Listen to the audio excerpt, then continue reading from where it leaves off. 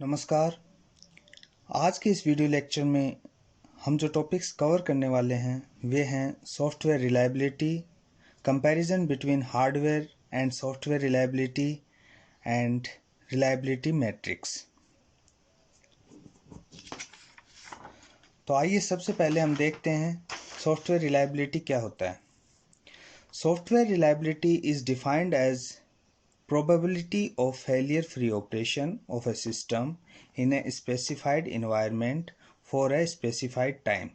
तो किसी भी specified environment और specified time में किसी भी सॉफ्टवेयर के फेलियर फ्री ऑपरेशन की प्रोबेबिलिटी जो होती है वो सॉफ्टवेयर रिलायबिलिटी कहलाती है।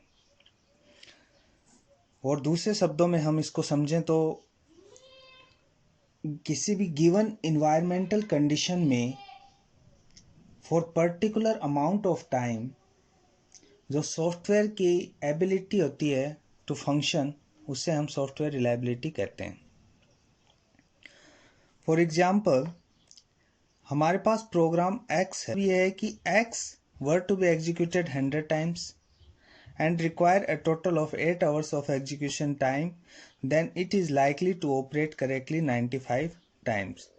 तो अगर उस जो प्रोग्राम है उसको 100 टाइम एग्जीक्यूट करेंगे 8 आवर्स के लिए, तो उसकी जो रिलायबिलिटी है वो ये होगी कि वो 95 टाइम उसका जो ऑपरेट होगा वो एकदम करेक्ट होगा। Out of 195 time it will operate correctly.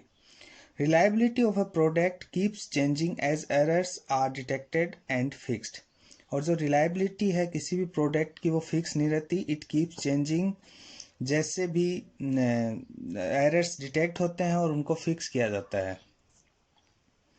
Probability of failure की प्रोबेबिलिटी निकालने के लिए जो फॉर्मूला है वह है नंबर ऑफ फेलियर केसेस, जो फेलियर केसेस आए हैं divided by total cases under consideration, और जो जितने भी केसेस हमने कंसिडर किए हैं तो ये हमें देगा प्रोबेबिलिटी ऑफ फेलियर।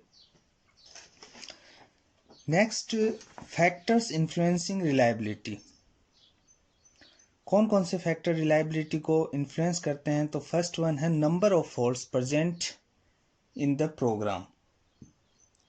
जो प्रोग्राम है आपका सॉफ्टवेयर है उसमें कितने फॉल्ट्स प्रेजेंट हैं वो उस पर डिपेंड करेगा reliability. Plus the way user operates system, और यूजर किस तरीके से सिस्टम को ऑपरेट कर रहा है इस पे भी डिपेंड करेगी reliability. Objective of reliability testing. तो ऑब्जेक्टिव क्या है रिलायबिलिटी टेस्टिंग का? पहला ऑब्जेक्टिव है to find number of failure occurring in specified amount of time. एक स्पेसिफाइड अमाउंट ऑफ टाइम है उस दौरान कितने फेलियर्स आ रहे हैं ये फाइंड आउट करना। Plus to identify main cause of failure, जो फेलियर हो रहे हैं उसका मेन क्या कॉज है, किस वजह से वो हो रहे हैं उसको आइडेंटिफाई करना और डिस्कवर करना। Plus to conduct performance testing after fixing defect, और परफॉर्मेंस टेस्टिंग के लिए यूज में लेते हैं after fixing defect. Next is our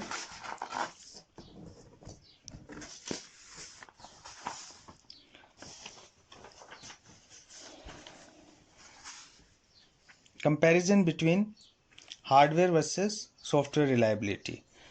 तो ये कंपैरिजन हम इन दो ग्राफ्स की हेल्प से समझेंगे।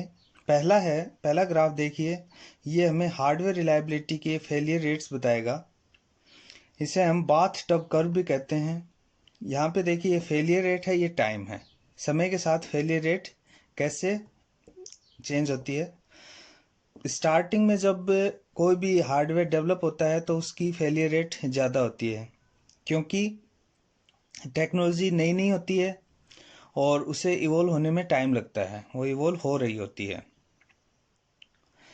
नेक्स्ट, जब एक पॉइंट के बाद में जब उसकी यूजफुल लाइफ चालू होती है उसका मतलब ये है कि उस टेक्नोलॉजी को काफ़ी कंपनीज यूजर्स वगैरह काम में लेने लग गए हैं और उस दौरान वो काफ़ी यूज में लिया जा रहा है, तो उसकी फेलियर रेट सेम रहेगी। और after particular time failure rates है वो बढ़ना शुरू हो जाएगी, क्योंकि जो अपने हार्डवेयर्स हैं, कैपेसिटर्स, रजिस्टर्स और आईसीज वगैरह वो ख़राब होना शुरू होंगी, तो उस केस में हार्डवेयर फेल होना शुरू हो सकता है, तो वेयर आउट हो जाएगा हार्डवेयर। तो ये तो हार्डवेयर रिलायबिलिटी था। नीचे वाला जो ग्राफ है वो बता रहा है सॉफ्टवेयर फेलियर रेट्स। सॉफ्टवेयर भी जब इनिशियली डेवलप होता है, लॉन्च होता है, तो उसकी फेलियर रेट ज़्यादा ही होगी, क्योंकि वो टेस्टिंग फेज से गुजरता है। टेस्टिंग फेज से गुजरने के बाद में एक स्टेबल पॉइंट आता है, उसके बाद में उसकी यूजफुल लाइफ चालू जो है वो स्टार्ट होती है। सॉफ्टवेयर की एक खास बात यह है कि इसका जो है फेलियर रेट थ्रू आउट जो इसकी लाइफ है वो डिक्रीज ही होता है, इंक्रीज नहीं होता। But after a particular time क्या होता है कि इसका जो सॉफ्टवेयर है वो ऑब्सोलेट ज़रूर हो जाता है। ऑब्सोलेट होने के कई कारण हैं, like change in technology changes में चेंजेस आ जाते हैं, ग्राफिक यूज़र इंटरफेस नया आ जाता है, मोर अट्रैक्टिव, प्लस आपके सिक्योरिटी फ्लॉज अगर आ जाते हैं सिस्टम में, वो भी एक रीज़न है कि आपका सॉफ्टवेयर ऑब्सोलेट हो जाए। और अल्टरनेटिव्स कॉम्पिटिटर्स आ जाते हैं मार्केट में, तो उस वजह से भी सॉफ्टवेयर ऑब्सोलेट हो जाता है। तो this was comparison between hardware versus software reliability. Next we have reliability metrics.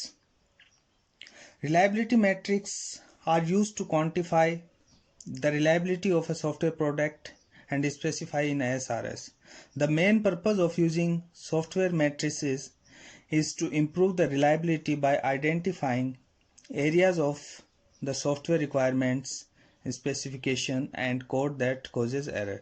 So जो मेन पर्पज़ है सॉफ्टवेयर मैट्रिक्स का वो है रिलायबिलिटी को इम्प्रूव करना।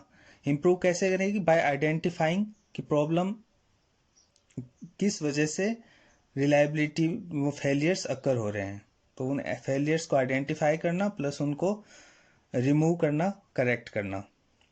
तो it helps in identifying main problem, main cause of failure, and it improves reliability of the software. Some reliability matrices that are widely used are as follows. The first one is ROCOF, rate of occurrence of failure. तो ये जो matrix है ये बताता है frequency of occurrence of failure over a specified period of time. तो किसी भी स्पेसिफाइड पीरियड ऑफ टाइम में किस फ्रीक्वेंसी से फेलियर्स आ रहे हैं, इसके बारे में हमें रोकॉफ बताता है। तो रोकॉफ अब अगर किसी सिस्टम का 0.03 है तो उसका मतलब ये है कि वो that 3 failures are likely to occur in each 100 operation unit time units. हर 100 ऑपरेशन टाइम यूनिट्स पे पॉसिबिलिटी है कि 3 टाइम्स फेलियर अकर करें। Next is MTTF, mean time to failure. Mean time to failure describes average time interval between two successive failure. दो successive failure हैं, उनके बीच में जो average time क्या होगा वो बताता है mean time to failure. Mean time to failure can be calculated as sigma I equals to 1 to n and ti plus 1 minus ti divided by n minus 1। यहाँ पे n जो है वो नंबर ऑफ फेलियर है और t जो है वो time of occurrence of failure. तो ये फॉर्मूला है, ये कैलकुलेट करता है MTTF, mean time to failure. Next we have mean time to repair. Mean time to repair, it measures the average time taken to track the errors and fix them. It measures average time taken to track, मतलब errors को track करने में और fix करने में जो average क्या time लग रहा है उसको measure करता है।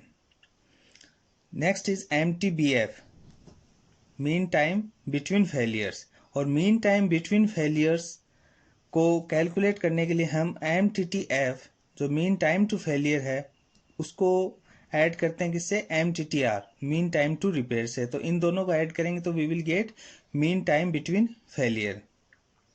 POFOD, probability of failure on demand. It describes as probability that the system fail when a service is requested. मतलब किसी भी सर्विस की रिक्वेस्ट आती है तो उस समय फेलियर की क्या प्रोबेबिलिटी है कि वो रिक्वेस्ट फुलफिल ना हो, तो वो बताता है अपना पोफोर्ड। ए पोफोर्ड ऑफ 0.2 मीन्स, अगर पोफोर्ड किसी भी सिस्टम 0.2 है, दैट मीन्स कि 2 आउट ऑफ 10 रिक्वेस्ट में फेल। अगर 10 रिक्वेस्ट आ रही हैं तो उसमें 2 रिक्वेस्ट फेल हो जाएंगी। And the last one is availability. Availability means the probability that system is available for use at a given time. किसी भी given time में सिस्टम के अवेलेबल होने की क्या प्रोबेबिलिटी है, वो हमें अवेलेबिलिटी से पता लगता है। अवेलेबिलिटी को कैलकुलेट करने के लिए हम MTTF को डिवाइड करते हैं MTBF से, MTBF से मल्टीप्लाई बाय 100। तो MTBF also equals to MTTF plus MTTR। तो ये थे कुछ सॉफ्टवेयर रिलायबिलिटी मैट्रिक्स। तो आज इस लेक्चर में हमने डिस्कस किया सॉफ्टवेयर रिलायबिलिटी क्या होता है, comparison between hardware and software reliability, and in the last we discussed about reliability metrics. Thank you.